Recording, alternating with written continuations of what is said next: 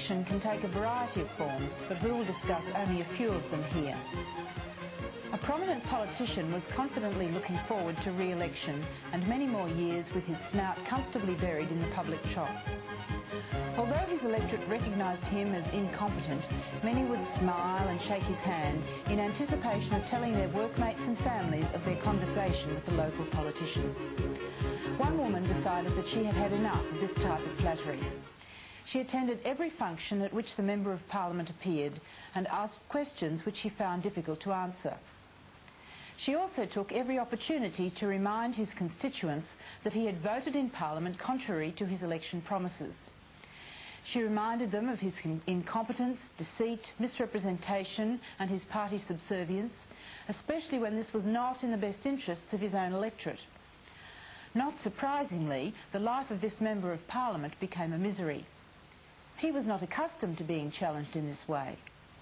The end result was his resignation from Parliament. Of course, this would not have happened if this woman had not been capable, intelligent and just in her assessment and dealings with the local member. In essence, that electorate agreed with all that she had said, but had been cajoled into betraying its own self-interest until she broke the spell. There are other examples of moral persuasion being used in the most unusual way. During the Depression, a provincial city, because of its climate, felt that health needs could no longer be ignored and sewerage had to be installed. The city mayor refused to consider this because he said it was financially impossible. The citizens were not prepared to accept this. As part of their political activity, they gathered hundreds of bedpans and sanitary cans and arranged them in a mini mountain in the main street. A few suitable captions made their point of view known. At one point, a stray dog made an appropriate contribution to these exhibits and was caught in the act by the photographer of the local newspaper. It was one of those photographs that only come along once in a lifetime. That, of course, put considerable pressure on the mayor, but nevertheless he was quite implacable. Sewerage in that city would not be considered. During the course of a few weeks, that position was completely reversed. He was induced to discover that it was financially possible to install sewerage. This conversion was arranged in the most unusual fashion. Whenever the Lord Mayor opened his diary, he would discover a photograph of the little dog and the bedpans. Whenever he ate a meal at the local restaurant, behold, under the plate was the photograph. Whenever he parked his car, he would return to find that photograph on the windscreen. When he went to his office, there on his desk was yet another photograph. After several weeks, the mayor was convinced, quite rightly, that the whole city was laughing at his predicament. This particular technique was brutal, but it was completely successful.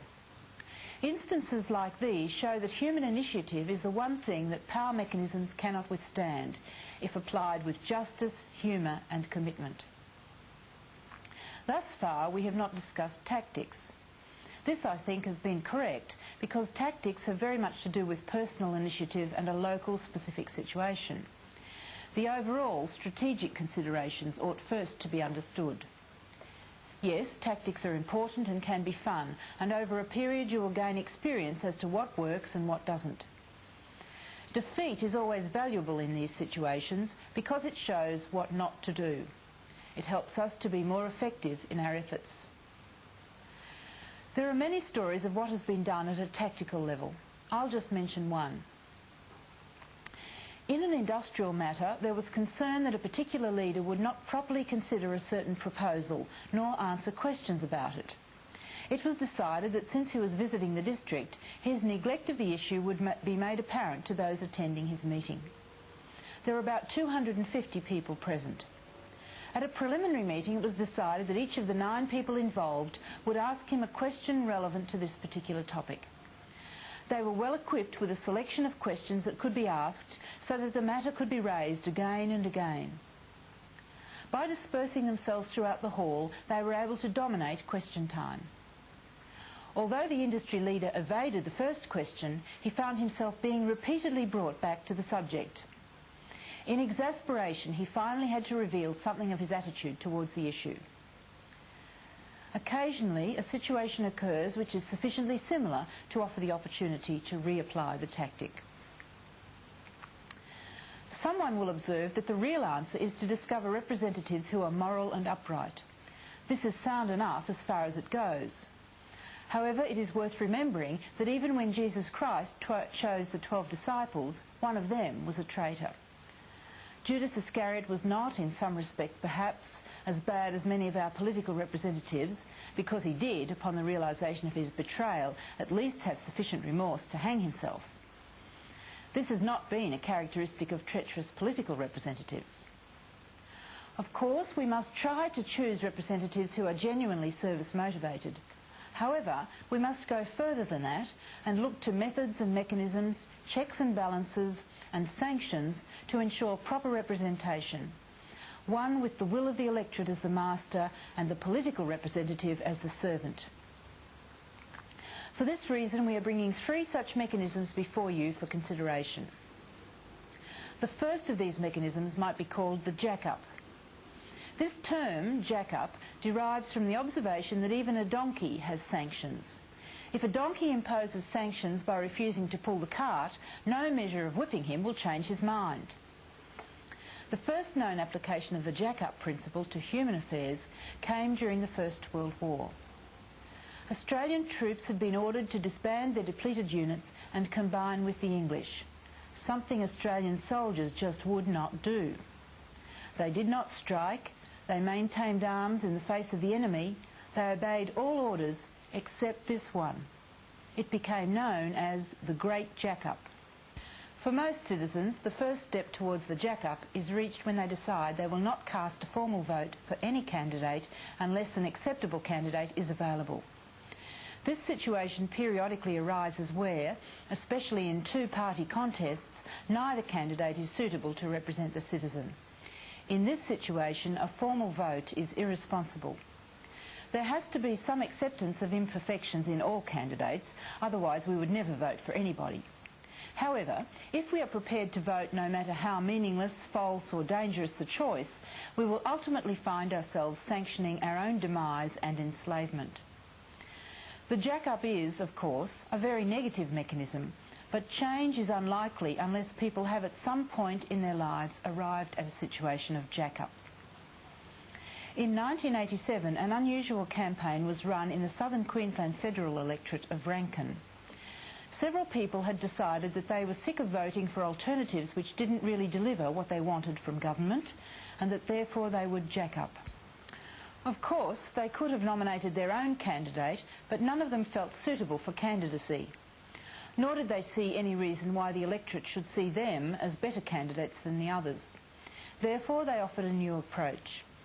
They approached voters where they could with a voter's pledge, in which they asked the citizen not to vote for any candidate unless certain commitments were made.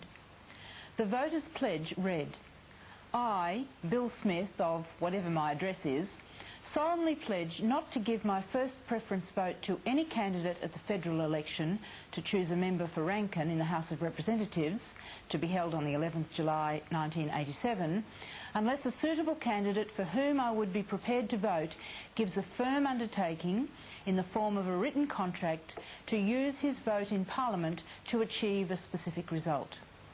These results are: 1. That as the electoral representative in the seat of Rankin, he or she will, during the first term in Parliament, move a private member's bill and will vote for such a bill, which would allow a referendum to be held at the request of any 2 states or 25 local government councils or 150,000 voters to either veto or repeal any legislation with which the Australian people disagree, or amend the Commonwealth Constitution in accordance with the will of the Australian people. They might have asked for any other result which they deemed to be desirable, but this group of people thought that in their case, unless something like this was achieved, then it was not worthwhile using their vote simply to prop up and to sanction their own state of powerlessness. This jack-up group did not have the resources to approach all electors to establish that a majority understood and wanted citizens-initiated referenda. However, the result they sought was a democratic one, in that, if achieved, all electors would thereafter be consulted. The contract they placed before all of the candidates set out the reasons they had taken this action. They not only sought the commitment of a candidate to CIR, but also to his liability by way of liquidated damages to the extent of $2,000 in the case of default. One of the major party's candidates, feeling that he had to attempt something out of the ordinary to win, was seriously tempted to sign. However, he ultimately declared that he could not sign the contract because he believed that it would compel him to vote against his party on at least several occasions every year. Several hundred people did commit themselves to this line of activity. Nevertheless, the sitting member retained his seat.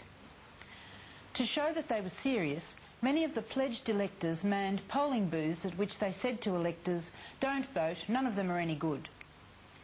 As a mechanism to expose the fact that no candidate is prepared to give firm commitments to policy the electors want, this technique has merit. Even if a lot of people don't pledge themselves, it is clear to the electorate that no candidates are prepared to commit themselves to a particular policy. The concept of seeking a legally binding commitment from candidates has a lot of merit which is easily recognised where a jack-up campaign is run. There are certain legal difficulties which may or may not be overcome in order to enable electors to develop a contractual arrangement with candidates. However, the validity and usefulness of contract law is well recognised in other areas of life, and few electors will deny that its application in politics could achieve the required results. Any candidate who is genuinely committed to performing a particular service or to furthering a particular policy will find it pays dividends to give legally binding and enforceable undertakings to any voters who choose to enter into a contract with him. Whatever the ultimate legal enforceability of such a contract, it can threaten a defaulting representative with very considerable legal costs. The mechanism will make it extremely clear to all voters that the representative did morally misrepresent his electorate, even if ultimately the contract proved to be unenforceable. All parties to a contract other than the representatives of the people are bound by the terms of that contract. Why can't politicians choose to commit themselves in such a manner in order to demonstrate that they are sincere? Why should the citizens be denied any form of redress when they are blatantly misrepresented and betrayed? Of course, this mechanism could not be used for more than an occasional extremely important issue. Could CIR be such an issue? In democracies where the population is deeply committed to freedom, especially in times when freedom seems to be diminishing, mechanisms such as the jack-up will be devised and promoted with increasing experimentation and perhaps considerable results. Had it not been for the rather unorthodox approach of the Swiss in the 1800s, then the concept of citizens having a direct say in legislation and the Constitution would never have been thought possible in the rest of the Western world. It may be that when we really have had enough, when we really have jacked up, then the jack-up mechanism will be the first and foremost cutting edge, inducing candidates to more honestly commit themselves in genuine service. A second mechanism that may be employed in encouraging a service approach by our representatives might be called the Electors' Association. This might in fact be a ratepayers association at local level, or even a shareholders association formed to compel shareholders' policy on company directors. The basic approach with electors' associations is to approach electors in order to ascertain their policy in respect to issues and to convey this to the representative. On the other hand, the association seeks out the point of view and voting record of the representative and makes that known to the electors. Where the Electors' Association is motivated from genuine service and not from any attempt to misrepresent either representatives or electors, it can materially advance good representation in several ways. Firstly, in the absence of a service group of this type, very few electors are aware of a representative's voting pattern in Parliament or elsewhere, especially when that representative is in the habit of voting against the majority will of his electors. The representative is certainly not motivated to make this clearly and widely known. On the other hand, where electors do not fulfil their responsibility by advising their representatives of their will, then clearly the representative may use this position to exercise power in any way he chooses without censure. The first essential for this type of association is to ensure that a mechanism exists whereby the majority will of the electors can be ascertained and conveyed to the representative, and thereafter to ensure that the member, no matter what he does, has to take responsibility for his actions. Various techniques are used to ascertain the elector's will. Sometimes, where there is one main newspaper in an electorate, an advertisement with the ballot paper has been used. Letterboxing or door knocking may be used to ascertain views on a number of issues. Every Member of Parliament receives many thousands of dollars annually in what is called an electoral allowance to enable this to be done. However, by avoiding this responsibility, the Member of Parliament gets to keep the thousands of dollars as part of his income. He also retains the right to vote in his own best interest, which normally means in his party's interest, as it is his party which has endorsed him. The cost of properly running such an electors' association is considerable. At times when an issue is particularly controversial, sufficient money can be raised from businessmen and others who wish to support the issue. Electors' associations usually operate with a regular membership fee supplemented by donations to enable a newsletter to be printed addressing as many issues as seem to be important and inviting electors to state their chief concerns. Another important function of electors' associations has often been to hold Meet the Candidates nights. These meetings are normally organised by formally inviting all of the candidates for a forthcoming election to a public meeting which is widely advertised to voters. Often, some candidates will seek to avoid the potential embarrassment of electors asking them questions in front of a large audience and will deliberately stay away. For every candidate who absents himself, there is a large vacant chair with his name printed across the back of it, and with a suitable comment such as, "He couldn't be bothered," or "The party will look after me," or whatever is appropriate. These nights usually get coverage in the local media, and a photograph of the candidates present, with the vacant chairs properly labelled, normally ensures a better attendance of candidates at future Meet the Candidates nights. Generally, a few set questions are asked of the candidates. It is best not to invite the candidates to make speeches. It takes a very authoritative chairman to shut a politician up once he has begun. The whole emphasis of the evening is to question candidates as to their attitudes to various issues and the concept of service itself. Generally, the set questions include such questions as, "Since you have applied for this position, can it be taken that you're satisfied with the salary, and can you give a guarantee that you'll not vote for a salary increase?" And, "To whom do you owe your first loyalty, to the electorate or to the party?" Another good question is, "Do you believe that the electorate should have the ultimate say on questions that it believes are particularly important?" If the answer is yes, do you believe that where the electorate gives a clear indication of the policy it wants on an issue, that the elector's will should be binding upon a representative? If they again answer in the affirmative, they can be asked whether they will give an undertaking to move a private member's bill and to vote for such a bill to enable citizens-initiated referendums to be constitutionally established. An effective medium for communication with electors is the most critical imperative in running such an association. Most of the effort required is in developing relationships with existing media or creating new and independent ways of contacting the electors. It is a matter of constantly attempting to ensure that the electoral will prevails.